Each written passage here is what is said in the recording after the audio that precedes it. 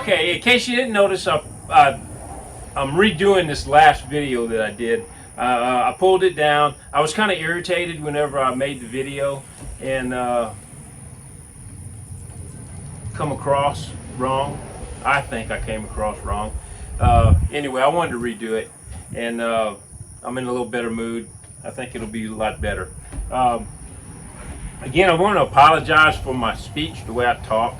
As far as I'm not I'm not some linguist, okay, and I'm not a real good gifted speaker. I'm just sharing this stuff.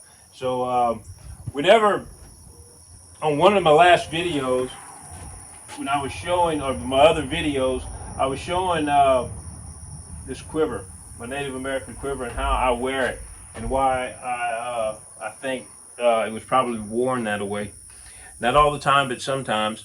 But I had some other arrows in my quiver and different things. But anyway, I got a lot of feedback on. I called this was the bow I had on there, and I said this is an authentic Native American bow. Well, it's not what I meant. Okay, like I said, I can't express myself. I don't know the politically correct way of saying things. This is a type of Native American bow. Okay, some people say that they didn't exist because of the horn on the back and the wood core. There are Native American bows. There are bows that were made on the North American continent that had wood cores. Okay, go back and do the thing. It's I think they either used caribou horn or caribou rib. I can't remember, as the belly, and then wood core and sinew on the top. They are in a museum. It is in a museum. They do have it. Okay. Anyway, I got my idea of making this type of bow from the second volume of the Bowyer's Bible, and in it, Ken Ham, which is awesome, real knowledgeable guy, said he's reconstructing these bows, and he said if they made them like this is the way they would have to make them. You know, he just did an article about it. I've heard about buffalo horn bows my whole life. They have some reference to them in books. Whether they're credible or not, I don't know. I made one anyway, okay? And the reason why I made it is because I just wanted the shortest bow I could get, and that was going to last, that I wasn't going to shoot out or break. And I didn't have any buffalo horn, American bison. You need one about 15 or 18 inches really to make a nice bow on here, and I couldn't get access to that. They were all junk, so the ones that were that size. So I had water buffalo horn on hand, so I just used water buffalo horn. Worked great. And but anyway, this bow shoots really nice. I like it to shoot in competition. It's horn, wood core, sinew, and it is a Native American style. Okay, whenever you string it up, see, that's the style of bow. That's one of the styles of bows that they use. Okay, now materials, no. Style of bow, yes. All right, this is another one of my bows. This one and this one are the ones I'm probably going to use in competition. Well, actually, all these three. And this is a composite bow also, but it's sinew. It's just sinew and wood. Okay. Shoots really nice. Shoots really nice. It ought to last a long time. This one is just a self bow. The reason why I have the self bow is because sometimes the competitions, they it rains and you shoot through the rain. You don't just shut down the competition unless it's dangerous. But if it's not dangerous, you continue to shoot. And I don't want to get this bow wet, or my sinew back bow's wet. So I made the self bow. and that's what I use now. Um, One of the reasons why I think that the buffalo horn bows, why there just aren't any, why you just can't find them, isn't necessarily because they didn't ever make them. I think they made them because the technology was there. They knew how to make composite bows. They made them all the time. They made just horn with sinew, and they made just wood with sinew. It's not a stretch to put horn on the back. And I'll give you this bow as an example. This is a Comanche style Native American bow, and what it is a grooved, put this groove on the inside. That was commonly done in the plains with the Comanches. And what happened was I made this bow and it was too weak. Okay, now I've got 5 or 6 layers of sinew. I put a couple layers of sinew on it and just, anyway, it was too weak. So what I did was I added sinew to the back of it to strengthen it up. And I did get it up to the poundage that I wanted. But what happened was, if I can find it, right there, maybe. But what happened, there's a slight crack, and I can't find it. I have to really just look in this edge, okay? It didn't take compression. So instead of throwing the whole bow away, what I'm gonna do is sand this down smooth. I'm just gonna sand it down, get rid of that groove, sand it down flat, and I'm gonna put horn on it like this and make a really nice bow. And the thing is, this is the reason why I think that they may have made them, just simply because of the mistake that I made. I've got 3 months plus tillering, probably 4 or 5 months in this bow. Okay, now you can make them in just a month, you know, with the sinew on it. Without sinew, you can make them in a day. But the tillering process, to do it correctly, it takes about a month. A lot of shooting and a lot of slow tillering, a lot of shooting. Tiller a little, shoot a lot, and until your bow finally sets. And but anyway, I got a lot of time in this bow. I'm not just going to throw it away, and I can slim it down and back it with horn. That's the whole reason for the horn on the belly. I mean, putting the horn on the belly is for compression. Okay, when the wood can't take compression, you put horn on it, and that's what I'm going to do. And that's why I think they probably did it. Now, not all the time. I don't think it was something normally done. Reason being is I made these 3 bows. 1, 2, 3. These 3. I made them all to shoot identical. They shoot exactly the same at 45 meters. They got the same drop. They'll drop exactly the same. And I did that because I used it for competition. That being said, this bow takes 8 months to a year to build. This bow, I can build in a day, okay? And now not slicked off and not tillered like this one's tillered. It'd take a couple of months. But the thing is that to get a good functioning bow, you can do it in just a couple of hours, okay? And because of that, 8 to 12 months, one day, they shoot exactly the same. I'm going with this bow, all right? If I lived 200 years ago, all right? So, enough with my bows. That's my bows. That's the reason why I built them. That's the reason why I said the same as I said on that other video. Okay, my arrows. This is about a 31-inch arrow. This is my hog hunting arrows. My blades are made out of banding material. Kind of similar to the ring hoops that they made with the water barrels and stuff. and the Native Americans used, except this is, that's banding material on where they band pipe.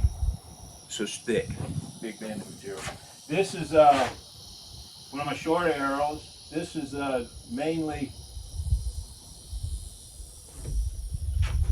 this arrow like this. Let me get this one, you can see the fletching a little better. This would be something I would use for ground archery. That's something I would use for deer hunting. Okay, this one is just a long, I just had that blade on that one. It's a longer arrow, but this is a short arrow. It's 27 inches. And this is typically what I would use for deer hunting. Okay, it's got a 7-inch fletch on it. This is what I would use mainly for competition. Okay, I got a flared knock on it, and that is a historical knock. They did glue these on the side, or they made raised knocks like this. Okay, I don't know if you can see that. Made the little ball. I use a pinch type draw method, so that's what I used. I used 8-penny nails, double-headed nails for my points.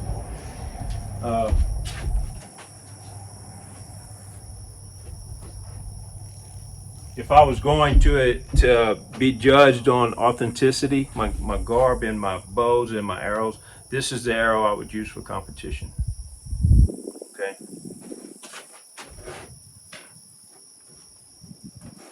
This is the arrow I would use for hunting.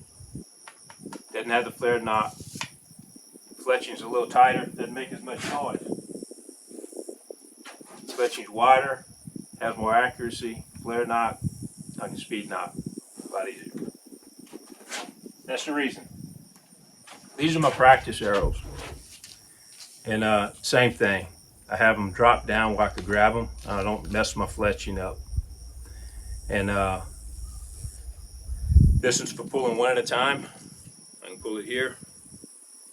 This one I'm going to shoot for multiple arrows because I have to hold it like this. I have to hold them this way, and I don't want to have to mess my fletching up. I use plastic knocks mainly for my practice arrows. Simply because these wood knocks, you wear them out. You wear them out really quick. These are my competition arrows. These are some more competition arrows made out of bamboo. You see the knocks. Okay. I have these to shoot the Tower 90. They're down low. Same thing with these. I just fletch them all like this so I can use them for any run I want to do. These are carbon arrows, flared to knocks. I'm going to show you these fletching. If you notice, all of them are glued on except for this one. This one is tied on. And I think I'm going to go to this more because I want to start using my natural shafts. This is arrow wood. It's viburnum. Got a good stand of it there, here pretty close to the house. And I'm going to start cutting them and making more of my own arrows. These are typically what I use for competition is carbon arrows or a bamboo shaft. But I'm going to start trying to use these natural shafts. But anyway, in that, if you glue them on, like I have this one glued on and this one glued on, I tear my fletchings up in a couple of weeks to a month. I have to refletch them. And so instead of gluing them, you got to strip it off, sand it, and everything else. These shafts, if you're getting the arrow shafts yourself, there's a lot of work that goes into it. You got to cut it, you got to strip it, you got to do all kinds of straighten it. There's a lot of work that goes into it. I don't want to have to rip all the glue off every time and sand it down, get it smooth, and to refletch my arrows. So I'm going to start just tying them on like this. And that way, all I gotta do is just knock the sinew off and refletch them.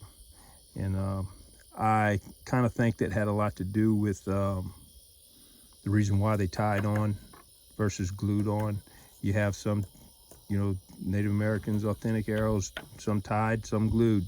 I think the tie-on has more to do with the ease of changing your fletching than it does with not having access to glue.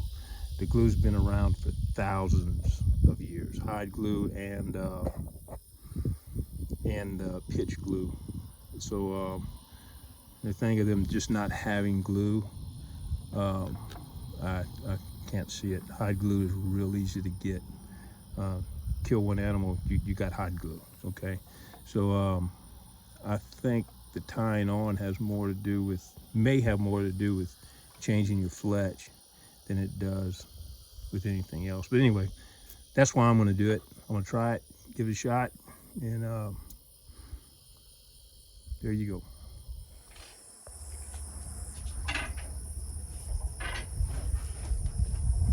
Okay, to my quiver. This quiver, this is how I normally carry it if I was walking around like this. Okay, let me back up. Let me back this up a little bit. Maybe you can see it a little better. With my quiver, this is the way I would carry it.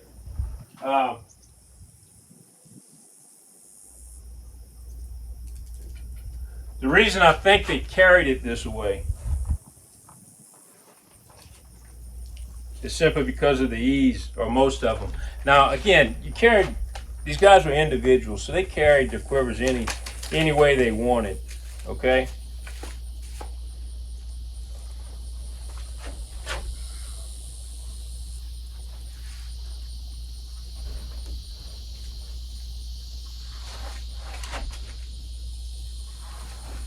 I also have a sinew string on this bow.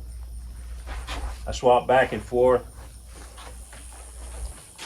I have regular modern material on these strings, simply because I use them to practice more and I don't want to burn my strings up. Okay, I think they carried it like this mainly. They may not have. This is the way I would carry it if I lived 200 years ago.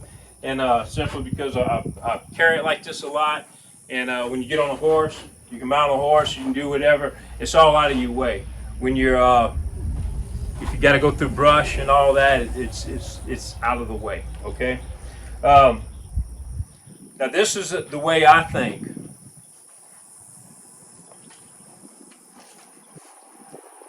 Whenever they got ready to war, or if they got ready to hunt, this is the way I think they turned it. Now, not everybody turned it that way. It just all depends on your what you're doing. Okay, but I'm gonna explain to you why I think that. One, it's handy, and your arrows are right here. But beyond that, a lot of your older style quivers. Not all of them, but like your otter quivers, all the ones that, not all of them. Let's see, this just the way get out here, cat, shaking my thing. But I'm saying all of them, and that's just the way I talk, okay? You got to understand that I don't mean all of them, all right? A lot of them, the quivers were made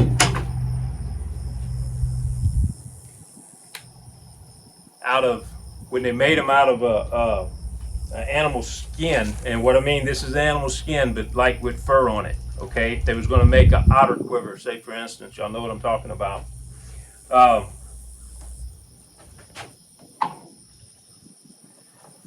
lot of times they would leave the tail on, okay? You see some fox, coyotes, stuff like that. A lot of them left the tails on. And I believe that those were mainly hunting quivers. A quiver designed more like this, I think, was more day-to-day, every day, just beating around. And they use them for hunting. They use them all the time. But what I think, there's more reasons for what they do with things than just spiritual or just because it looks cool. Okay, so the otter tails would be hanging down like this. Now the otter is a hunter and bad little dude. He's one of the most successful. The kill rate is very, very high on otters. They pretty much, when they go after something, it's going to die. They don't miss a whole lot. So what they would do, you make an otter quiver to hunt because you want the spirit of that animal to help you, okay? And the thing is you had your tail here. Now this one doesn't have a tail, but you can use it the same way. When you're stalking and walking through the woods, a lot of people, and I've done this, I actually use my stuff. These deer my brother had killed, I killed some of them, you know, we actually hunt. I've made all my stuff. But anyway, so walking through the woods, if you're having to stalk through the woods holding your stuff like this, or trying to get it to stay right here, it's still swinging, it's still in the way. If you ever do it, you'll know what I'm talking about, okay? And then having to walk through the woods and moving it around brush and everything. And regardless if you carry it like this or however way, okay? If you do it like this, and again, if you had the otter tail, or your foxtail, or your coyote tail, or whatever, and you tuck it in your belt, right here, or just a tail, or just your bow case, like I'm doing here. You tuck it in your belt. The quiver's not going anywhere. And you can go through the brush, you can do all kinds of things. These arrows aren't going to fall out. They're not coming out of there. I could do a flip, okay? I can't do a flip, but if I were to do a flip, the arrows wouldn't come out. And again, you can adjust it anywhere you want, okay? Any position you want. I like mine about right here. This is the way I compete. But when you're walking through the woods, going through the brush, you can very easily maneuver through brush and through things like this. Your access to your arrows is right here. It's so simple. Both of your hands are free, okay? You're not carrying them like this, you know? You're not trying to hold your quiver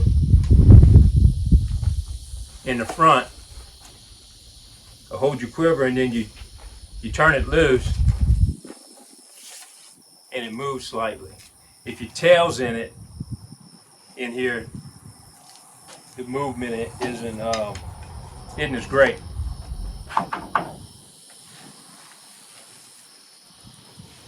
And then when you get on horseback, whole new ball game. If you don't tie this thing down some kind of way, it's going to fly all over the place. Okay? So what I do is I do the same thing. I'll tie my tail here. And if I was in a hurry, that would suffice. I could be okay. Competition, if I really wanted it tied down, I would bring my case back around and tuck it in my belt back here. Okay? That really holds that quiver where it needs to be. And if you're on horseback, it's there, okay? When you're done with your hunting, when you're done with your warring or whatever you're doing, you're pie-on out of there, getting home.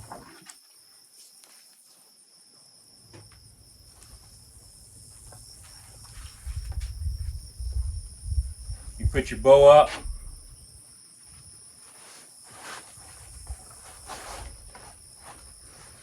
Get it back in its case, and you're good, okay? If you're running, if you're jumping, if you're doing whatever, your hands are free. You can still grab your knife, okay? Fight, whatever, all right? That's why I think to me, that's more practical. I'm not saying they did that, but there's no way anybody can say they didn't. Nobody knows. There's no documentation on it either way, okay? Well, I say there's no documentation, very little, okay? There is some. But, my opinion, it's the reason why I do it.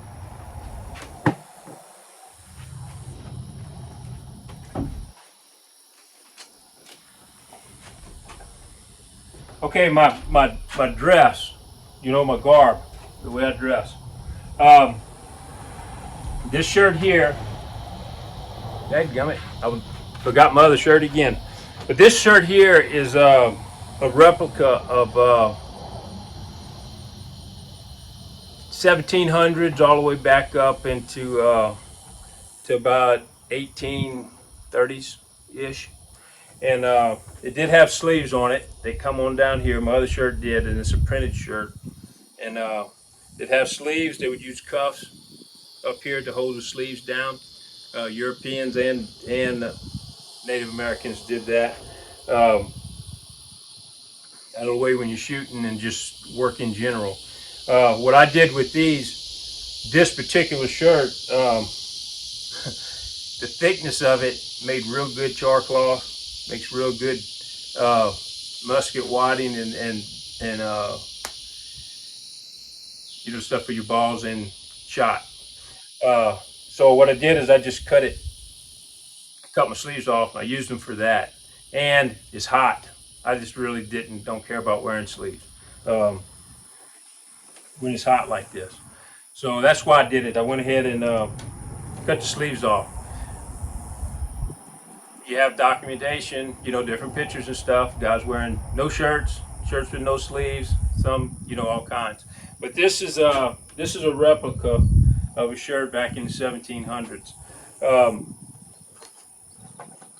This is they would use well, let me get back with it. They'd use the belts. They would use, a lot of times they use harness leather. Sometimes they'd use rain tan. They'd double it up. Sometimes they use cloth. Sometimes they use sash. It doesn't matter. They normally had a belt. If they wore a shirt or not, they normally would have a belt on, simply because you got to carry your knife. And if you wanted to carry your possibles here, that's it. So this is just a little bag. It's a brain tan, and pretty typical what the Europeans and stuff would use back in that day. They'd have a tin a lot of times, and got my flint, my steel, have flint in here. Got char cloth in here. I got char wood in here. You carry your starting material, fire starter.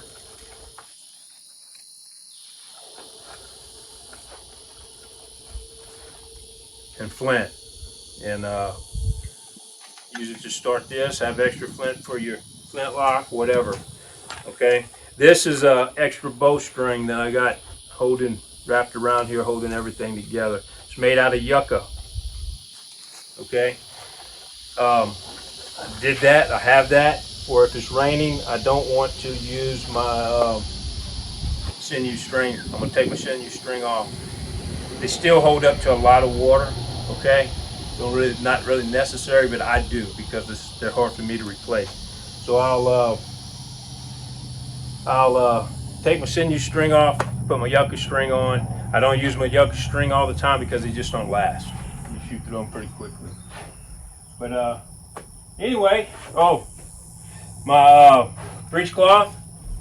A lot of people would use, this is just cloth, okay? A lot of people would use or some of them say that they used a lot of wool and things. I know they did in the East. I don't know if they used it so much more in the plains because they rode horses more. And if you ever put a wool blanket on a horse and saddled them up, we'd ride for a day, take it off, you're going to see why that's not really the best thing to do. It just gets all knotted up, the hair and stuff just gets in it. It gets really nasty really quick and stays that way.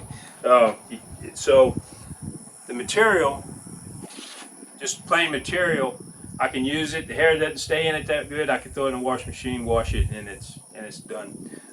My leggings is brain tan. I don't know if you can see that. Now, I didn't make the brain tan for these leggings. I made the brain tan for all the rest, but I didn't have enough gear. I bought this brain tan. It was advertised as brain tan. Don't know. Looked like it. Feels like it. It's commercially done, so it was put in commercial tumblers, and machines actually scraped it and did stuff with it. So not exactly like that, but it's a thicker brain tan. Same thing with the moccasins. I made the moccasins out of this same stuff. I use my moccasins. They're saying, well, they weren't exactly plain style moccasins, and what I did, I don't have somebody making my moccasins for me, and I'm not going to buy any. I made my own, and what it is I kind of crossed the Eastern style and the plain style. The sole and all of this is more plain style. The if you can see that, what I did with these ears, instead of rolling them under like they would do like that with the plain style, I left them. And the reason being is it's easier to put my moccasins on. I can use them like that. That's more like they did in the East than on the plains, but they're just easier for me. And so that's what I did. But anyway, there you go. I hope you enjoyed this video. And again, forgive me with my speech and the way I talk. I don't mean anything by it if I offend anybody. But if I don't use the right words, it is what it is. Anyway, y'all have a good day.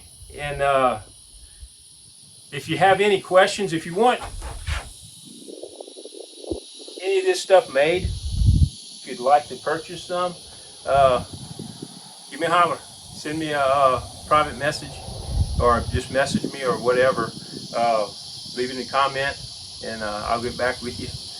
And y'all have a great day.